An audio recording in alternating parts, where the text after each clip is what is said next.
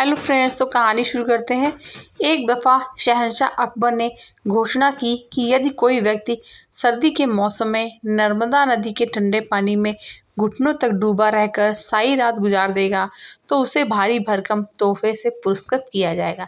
एक गरीब धोबी ने अपनी गरीबी दूर करने के लिए हिम्मत की और सारी रात नदी में घुटने पानी में ठिठुरते बिताई और जहाँपना से अपना इनाम लेने पहुंचा। बादशाह अकबर ने उससे पूछा, तुम कैसे सारी रात बिना सोए खड़े खड़े ही नदी में रात बिता दी? तुम्हारे पास क्या सबूत है? धोबी ने उत्तर दिया, जहाँपना मैं सारी रात नदी छोड़ के महल के कमरे में जल रहे दीपक को देखता रहा और इसी तरह जागते हुए सारी रात नदी के शीतल जल में गुजार दी। बादशाह ने क्रोधित होकर कहा, तो इसका मतलब यह हुआ कि तुम महल के दिए की गर्मी लेकर सारी रात पानी में खड़े रहे और इनाम चाहते हो? सिपाहियों, इसे जेल में बंद कर दो।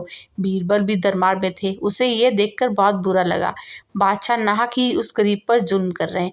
बीरबल दूसरे दिन दरबार में हाजिर नहीं हुआ, जबकि उस दिन दरबार की एक आवश्यक बैठक थी। बादशाह ने एक खादिम को बीरबल को बुलाने भेजा। खादिम ने लौटकर जवाब दिया, बीरबल खिचड़ी पका रहे हैं और वह खिचड़ी पकते ही उसे खाकर आएंगे।